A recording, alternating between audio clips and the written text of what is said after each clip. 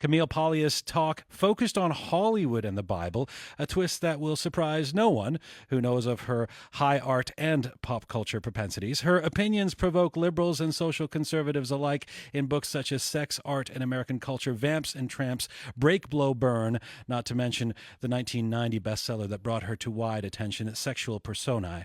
Camille Paglia teaches religion and modern culture at the University of the Arts in Philadelphia, and she's a columnist for Salon.com. But right now, Camille Paglia is with me here in Studio Q. Hello. Well, it's great to be here. Very good to have you here. So, watching your talk a couple of nights ago, I'm riveted with ideas and questions for you. At the forefront of my mind, if I understood your talk correctly, you're an atheist who believes there should be more religious education or more education around organized religion. Two ideas that would seem to be paradoxical, but you seem to make sense of why that would be the case. Why are you an atheist who believes in religious education?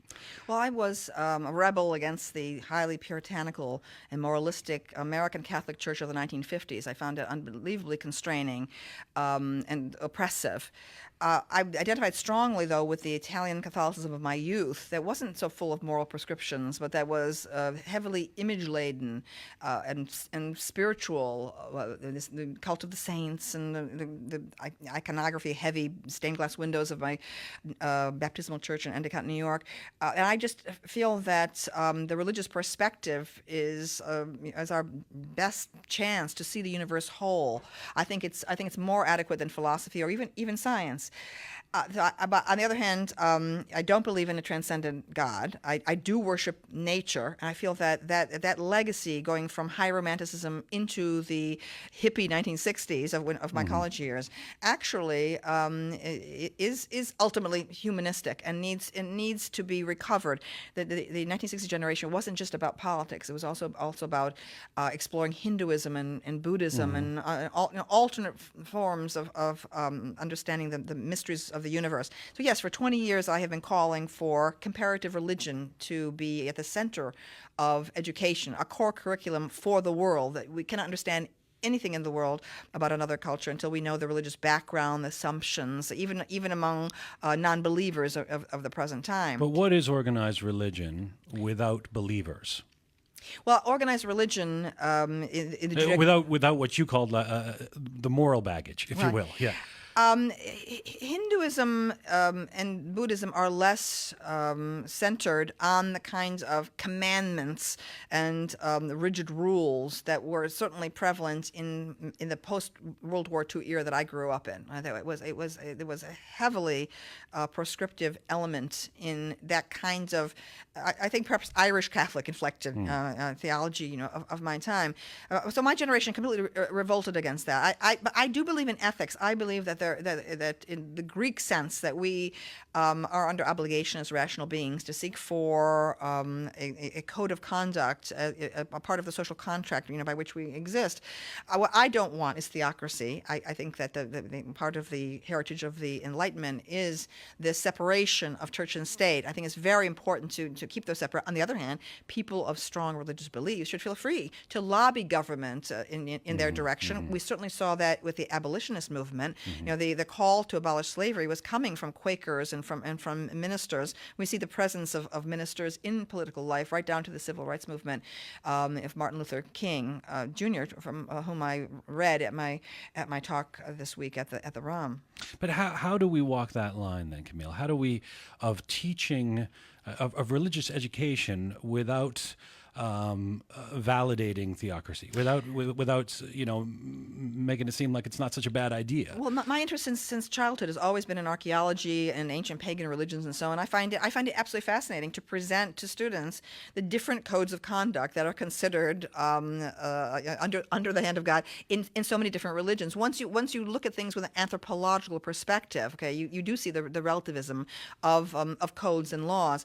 I was very influenced also in my college and graduate school years chapters by Sir James George Fraser's The Golden Bough, where he was writing at a time when it would be highly controversial to dispute the received truths of Christianity. So when he talks about Adonis and Attis and Osiris as the dying god myth, right? And of course the missing term is Christ, and that is really the subtext to his work, showing that the Christ story was a development of pagan sagas that were of great antiquity, and he was saying, and of course highly controversial, a bombshell at the time, that Christianity is just one of many world religions. So I do feel that anthropology and this kind of comparative religion is the way in, for students to get a distance from the codes of their own families.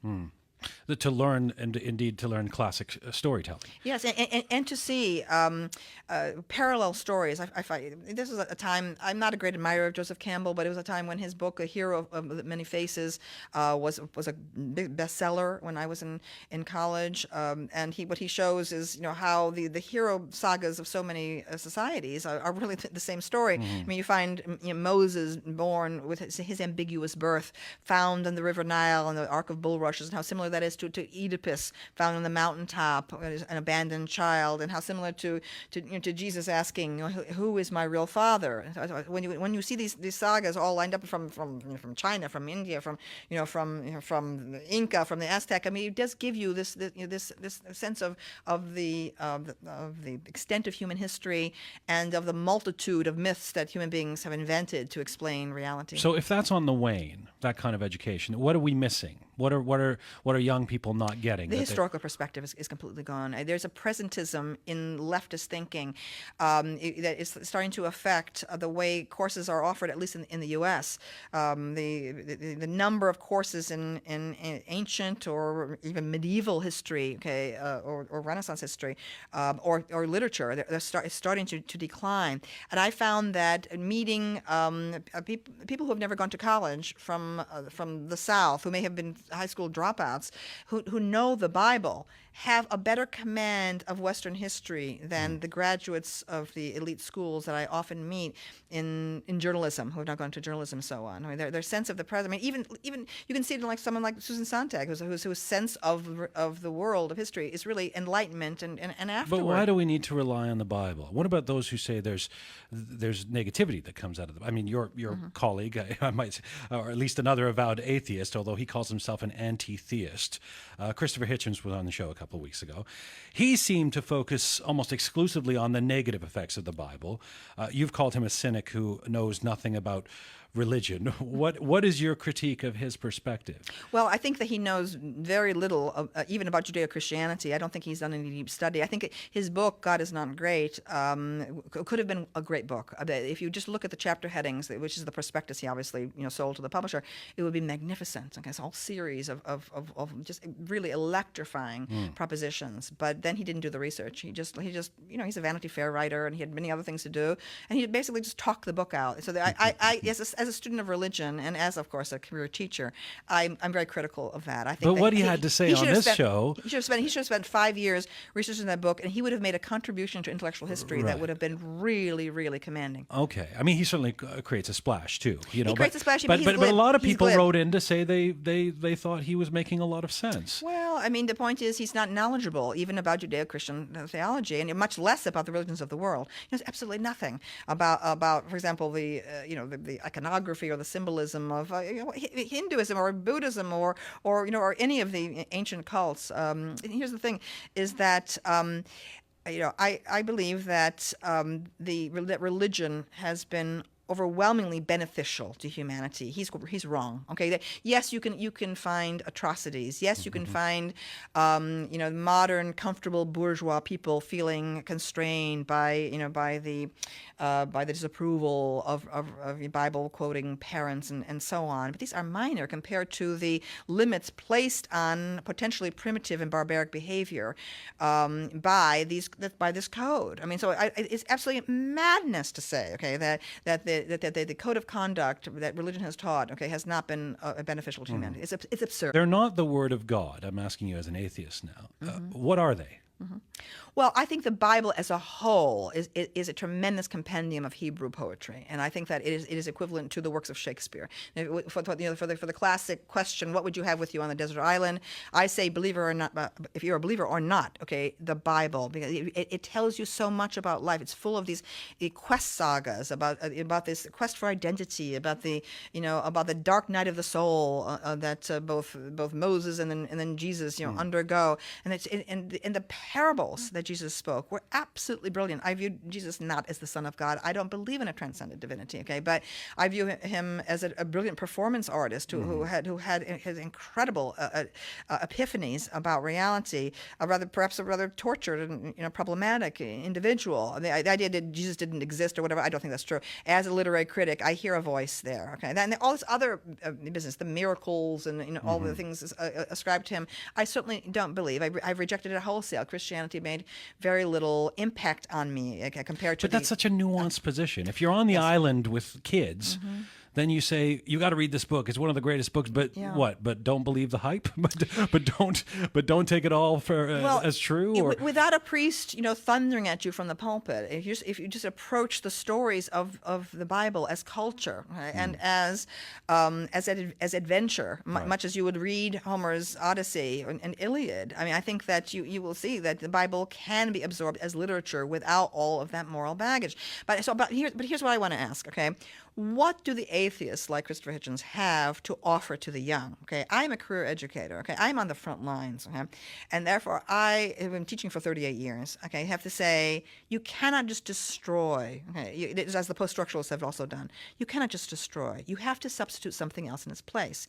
In my system, okay, we have art. I say strong art is enough to sustain the human spirit without prescriptive religion. Right, but these other cynics, right, have nothing. They just say, just sneer. Okay, I don't want young people learning how to sneer. Okay, I want young people learning how to admire. I want young people having a sense of the awe, and the grandeur. Okay, that is around them, the cosmic consciousness that my generation was promoting. That's my vision. My vision is of nature and history, vastness, and something that makes you feel small. So you realize the very tiny space that human beings occupy in the universe. That's what I try to convey. Even as a teacher, I also think it's my obligation to develop the individual voice and the individual identity and confidence of my students. You've said that without religion, we'd have anarchy. Now, with specific regard again to the Ten Commandments, even leaving aside the first 3 or 4 that are specifically about God, do you think they're useful as a moral code of conduct? They certainly aren't. It's certainly not my code, the Ten Commandments, because especially the prohibition against graven images. I mean, since I am a lover of art, I mean that is an anti-art statement. Okay, in the Ten Commandments, and certainly was applied even more extremely within Islam. Okay, so that obviously is not something I agree with. I also don't agree with the prescription against adultery. Even if my own life doesn't entirely show it, I'm an apostle of sexual freedom, and I believe in total free choice in the sexual realm. But I do think there are some reasonable things in there, like to try to. But adultery, maybe I'm tripping up on it, but it also implies deception, doesn't it? Does adultery mean no to sexual freedom? Or? Well, I think it's upholding monogamy. I mean, I think although some of the patriarchs were polygamous, as we know. I don't believe in applying again the moral rules of the Bible. I'm simply talking about an expansion of perception. That I think that religious thinking gives you, and if you remove that entirely from young people's experience, you must substitute something else, and that's all I'm saying. We cannot just you cannot just apply this thing. Well, there is no God, and that all rules are relative, and there's no code of conduct that everyone has to follow. So ultimately this kind of situational ethics has weakened secular humanism. I mean, I think secular humanism has failed, and all of us in the West need to be concerned about the passion in jihadism. Okay? And when you have comfortable bourgeois secular humanists who believe nothing, okay, and who basically they just think that the world around them, well, its conveniences is going to go on forever. forever. We are a ripe target for disaster. I have a long view of history. I see how empires rose and fell, rose and fell. The people in late Rome were also very, very progressive. They believed that anything goes, gay marriages and everything else. Right? They were philosophers. They had a comfortable lifestyle, etc. They thought that Rome would go on forever. Well, it didn't. And neither do I think the West necessarily is going to go on forever because of the vulnerability of our advanced technology to a determined attack by a small bands of people who can simply paralyze the power grid and throw the entire culture into anarchy. Only Sarah Palin will be able to feed herself, okay, with her guns. I don't have that much more time with you here. I want to let me try this one out on you. Between your, I'm going to say, obsession for the 1956 film, The Ten Commandments, the Cecil B. DeMille film, which you love. You went on about this a couple of nights ago and made a really good case for why it's a compelling film. Between that and this notion that you have that post 1960s, the religious education has been on the wane, and you almost the upshot is that Camille Paglia seems to be arguing that the 1950s is misty-eyed. You're nostalgic for the Lord. 50s. Oh, no. Well, I wouldn't assume so, but horror. My experience was horrible in the 1950s. Oh my Lord! As a dissident young woman, horrible in terms of gender roles, in terms of the repression of any kind of gay impulses, in terms of talk about sex or representation of sex permitted in the media. I'm still recovering from the traumas of the 1950s. In my rebellion against it was signaled by Halloween. I would be in my transgender outfits. I'm amazed that my parents tolerated that. I was Napoleon. I was a Toreador from Carmen. I was Hamlet. I was a Roman soldier and so on. I was making all these gestures, okay, against the 1950s. Oh, I suffered horribly. So if we're not doing education right now, if we're not doing it properly now, that's not to say that we ever did do it properly. Is that your? Well, are you talking about? I think the public school education in the U.S. actually was very strong. My work as a writer is entirely in some way the product of the very strict and sometimes rather dull education that I got that also has been abandoned. For example, even simple things like diagramming sentences is completely gone. Okay? And I really rely on that. My ability to write for many different media, serious scholarly articles as well as Salon.com or op-ed pieces for the newspaper is coming from this firm foundation that was enforced by these often spinsters, and moralistic school teachers in the classroom. And that period is gone. We don't want to bring that back. Okay, but I do think that education is in sad shape right now. I think it's shot through with PC. And from what I hear, it's really bad in Canadian universities. But I think its effects on American education have been pretty dramatic, and that again they're graduates from the elite schools who just know very little about the cultural heritage of the West or the East. Thanks for coming in today. Well, thank you very much, Ian. People warned me that you talk really fast, but it wasn't so bad. Oh. For most of it, I kept up. I could understand. Good to have you here. It's been a pleasure. Camille Paglia is a professor of religion and modern culture at the University of the Arts in Philadelphia. She also